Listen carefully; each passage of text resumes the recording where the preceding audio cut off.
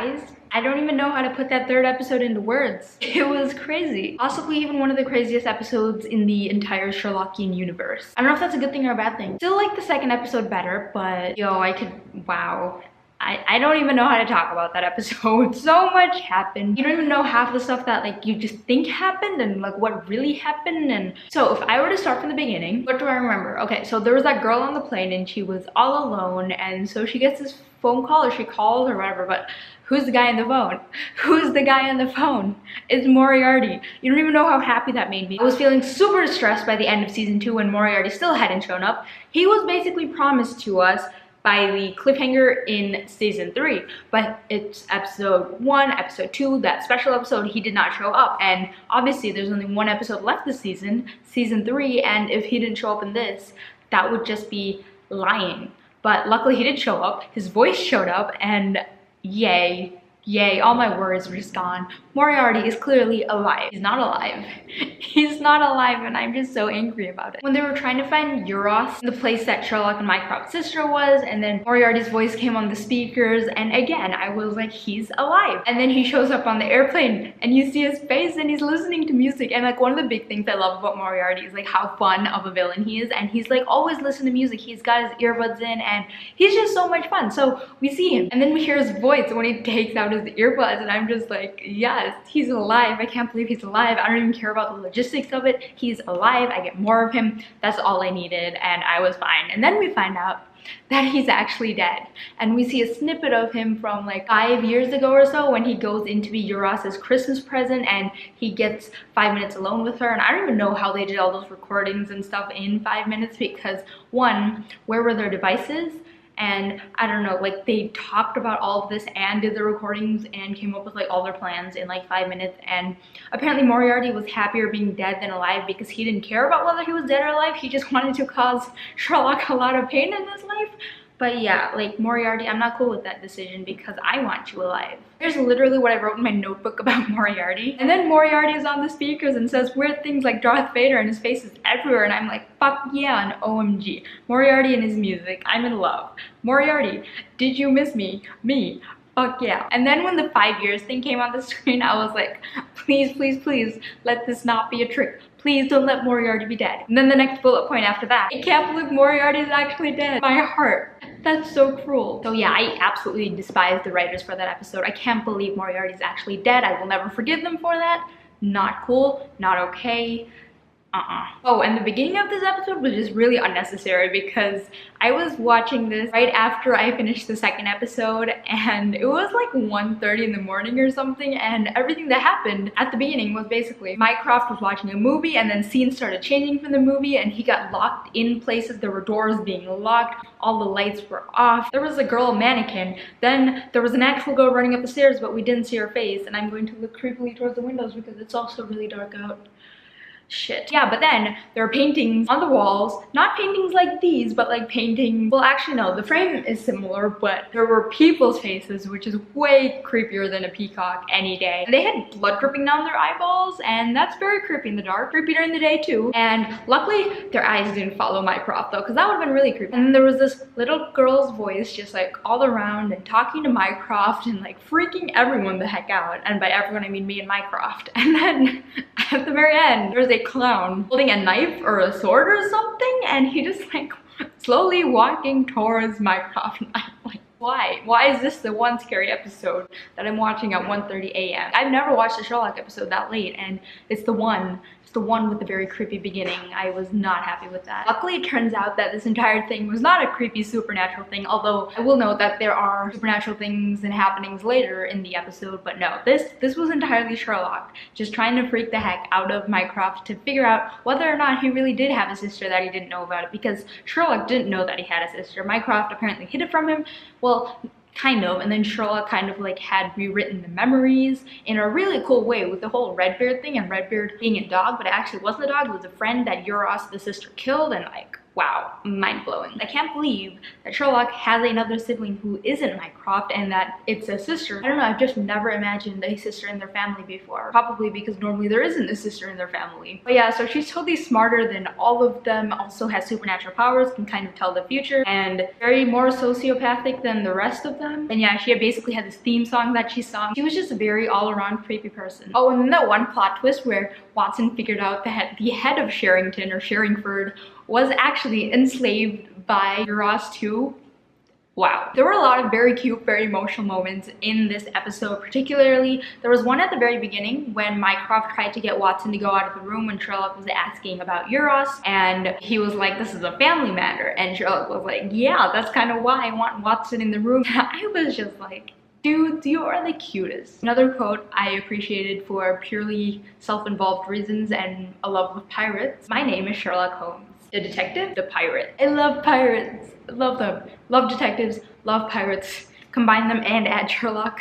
The most perfect thing ever. Okay, last one. Is that Sherlock Holmes, sir? A fan, are you? Well, he's a great man, sir. He's better than that. He's a good man. I can't with all the feels in this episode. Everybody's just such a close-knit community and all the characters love each other and it's great. Speaking of love, let's get to a particularly traumatizing moment in this episode. Not even a moment, it was like a huge freaking drawn out scene and it was only 30 seconds long. So what I'm talking about right now is the second test that Euros had set up for Sherlock. There was that coffin the size of Molly, and Sherlock had to call Molly and make her say the words "I love you" into the phone, otherwise she would basically blow up in her house and die, and the coffin would actually be for her. And Sherlock would not let this happen to a friend because he's a freaking amazing person. But Molly, you know she's not gonna say "I love you" because that is honestly the most embarrassing, humiliating thing ever, and it's so mean. And like, Sherlock's not even a bad person anymore. Like, he has feelings and he knows, I assume he knows, but either way, everyone else knows, like Mycroft and Watson in the room know that this is just humiliating and awful and a terrible thing. And I don't even know how Euros knows this, but clearly she's a genius and a supernatural genius or whatever, and just a creepy piece of shit.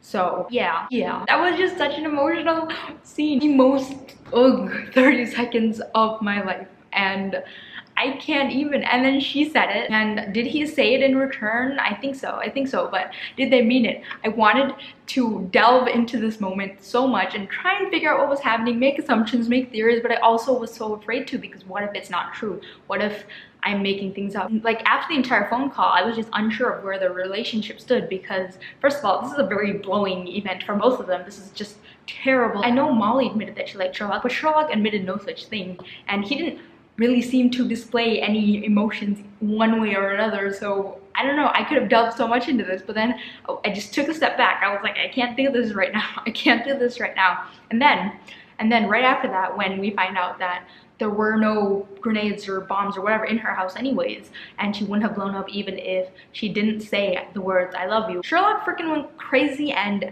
he had this whole moment of destroying the coffin. And this could again be super symbolic. This could be an expression of his emotions or his love for Molly.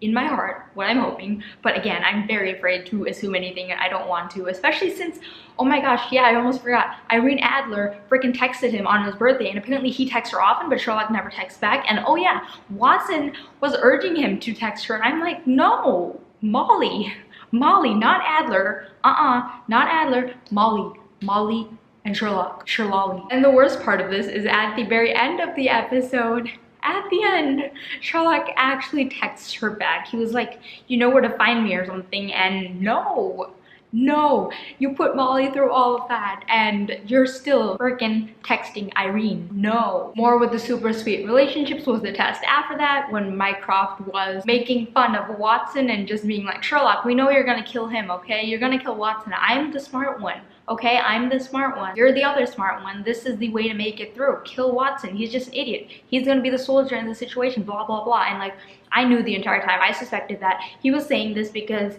he wanted Sherlock to kill him instead. And I was right. And oh my gosh, the friendship, again, the friendship, the brotherhood, everything is just so good. So good. Ugh. And that one very symbolic thing. The waterfall from The Abominable Bride, the water from the pool scene when we first meet Moriarty way back then, all of it, every single moment, all the water, all the water throughout all the seasons, it all relates back to this moment, this final episode in season 3, where Redbeard actually was a boy, not a dog, and Euros drowned a boy in a well. It all relates back to this, and I was just mind freaking blown. Mind freaking blown. And then our mind just explodes after that, or like implodes because it's already blown up, so it has to like go back in or something. But Euros did this entire thing in her head. It was all a metaphor for what she was feeling, and she couldn't get back home, and she was the girl on the plane, and like, whoa, how, why, how, huh? Oh, and then Sherlock hugged her. Sherlock hugs are to die for. And then Molly had that PS to her video, and what did she say in this video? Strikes fear into my heart, and here's why. Here's what she said. When all else fails, there are two men sitting, arguing in a scruffy flat. Like, they've always been there, and they always will. And then Mary calls them the Baker Street Boys, and there's this image of them at the end. They're just like running like in slow motion and shit. Because that could totally be the end of the entire series, and they haven't even confirmed if there's going to be a season 5 because Benedict Cumberbatch and Martin Friedman are so freaking busy, and they don't even know if they're gonna have time for a season 5. And even if they don't want to end the season right now, they could. They said that so many times in the articles I was reading. They could end the season now if they wanted. They couldn't do that previously because every season ended on a cliffhanger, but not this one. This one is just like final, finito, done. So it could very reasonably and quite possibly be the end of the entire Sherlock series, and this is quite awful. I'm not okay with this. And also, Molly versus Irene, I need an answer, okay? I've been shipping them since I first saw, or maybe the second time I saw Molly, I don't know, maybe the first. I don't know if I'm that smart, but I need answers, okay? I need answers. At least, who did the writers have in mind? Like, who did they have in mind for Sherlock? It's the only thing I need to know right now, especially because I have to be honest, I did not enjoy season 4 or the special episode as much as I did the first 3 seasons of Sherlock. So I would not be totally heartbroken if it did end, but I just need to know Molly or Irene, because Sherlolly is a thing. Is there a ship name for Irene and Sherlock? I don't think so. Actually, there might be, but I'm gonna say I don't think so. Alright guys, those are my crazy thoughts on the final episode of the 4th season of Sherlock. Hopefully it's not the last season, but again, we don't know. It could happen. We should probably be ready for it. Thanks for watching guys. I'll see you in another video soon. Have a great day!